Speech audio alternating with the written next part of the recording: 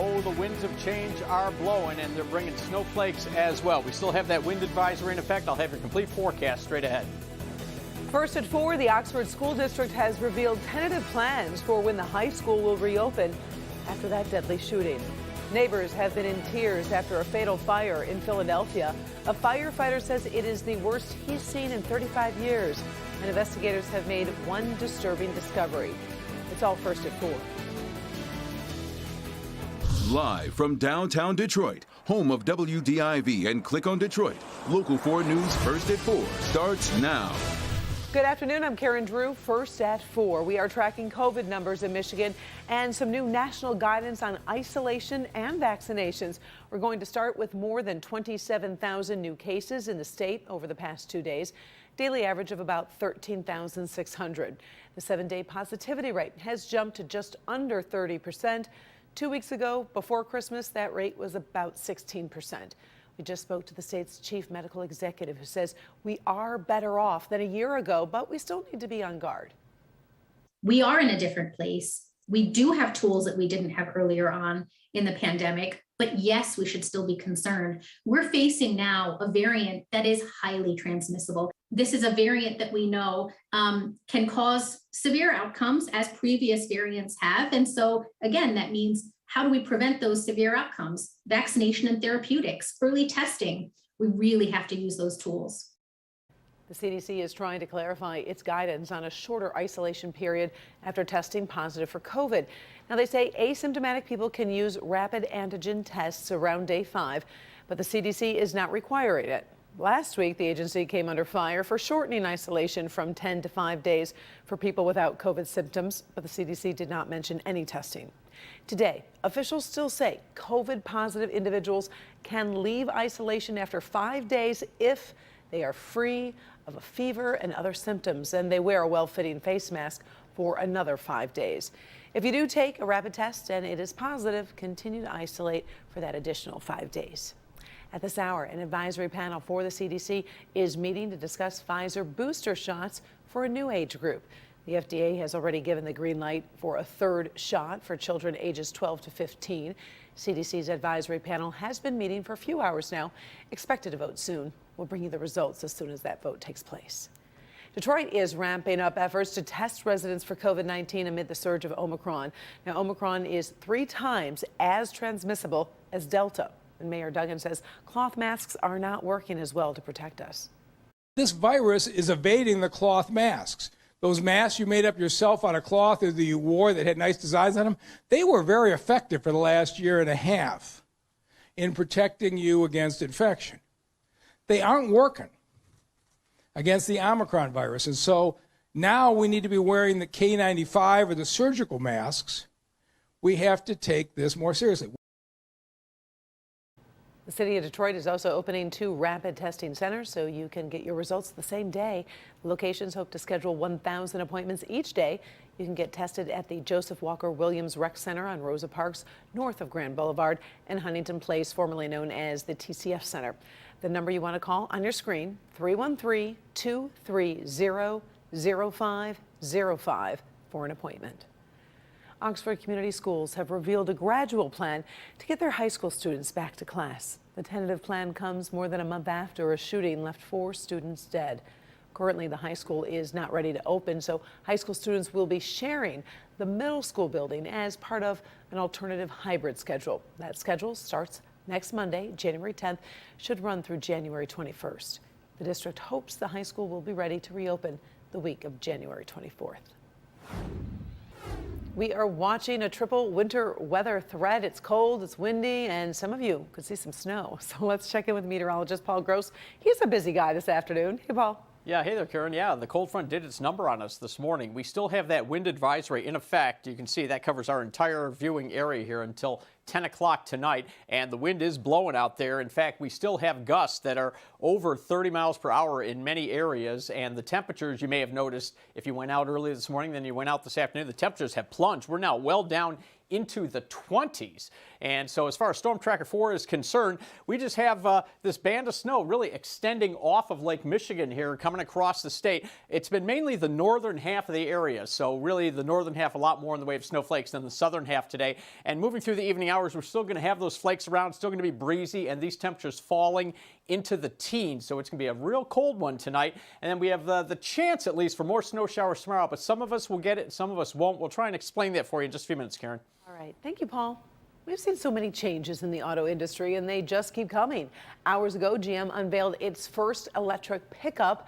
Let's take a look at the Chevrolet Silverado EV. General Motors CEO Mary Barra was on hand for the official unveiling at the Fox Theater.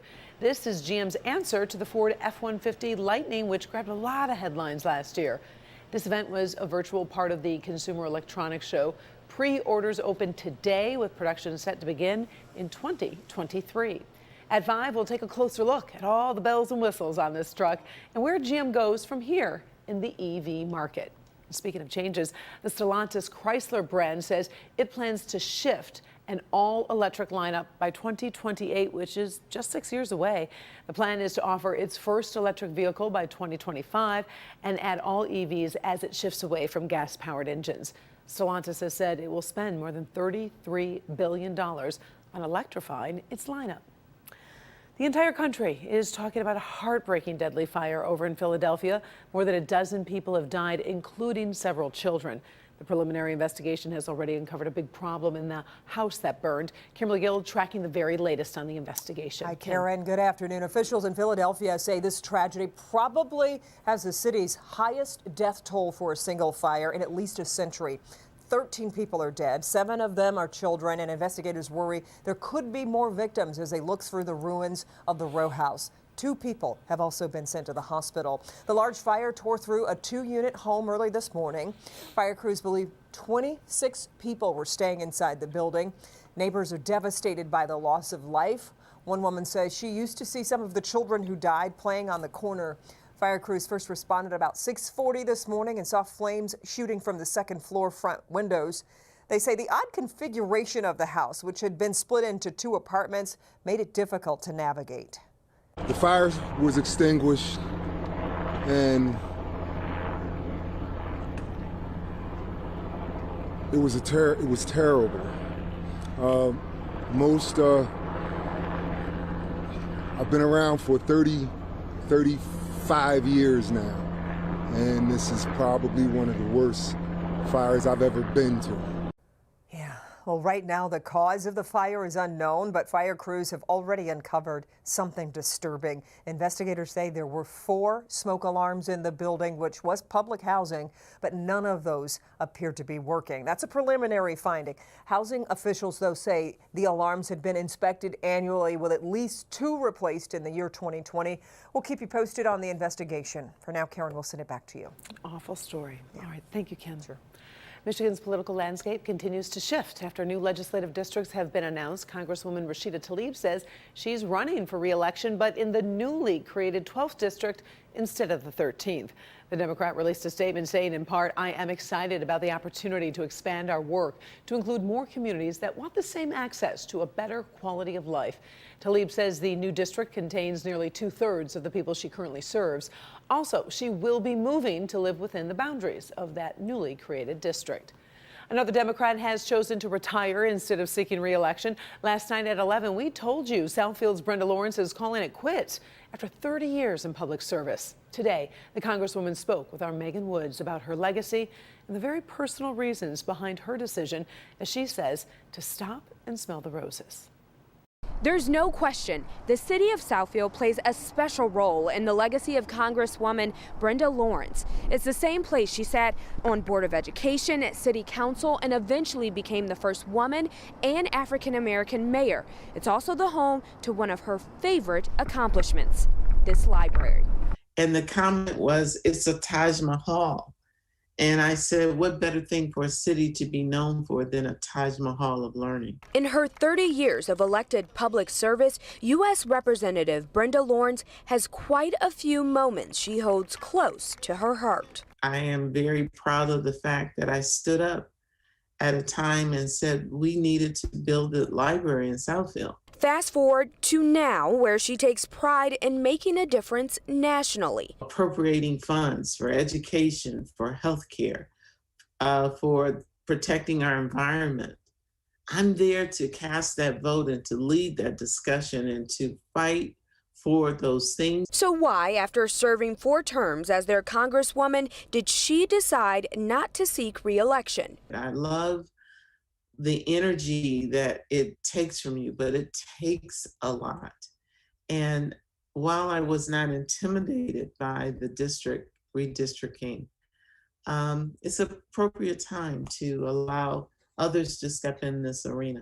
It was a bittersweet decision. Looking at my family who for 30 years accepted the role of coming last over my constituents, it's time, and I feel really good about the next phase of my life. The question now is what that next phase will be. I want to serve in a capacity of on boards and nonprofits, to be a consultant, and we'll see what happens. But I definitely can't go home and plant flowers, but I do want to plant some roses so I can stop and smell them. The congresswoman said she wants part of her legacy to be that she never saw less in anyone.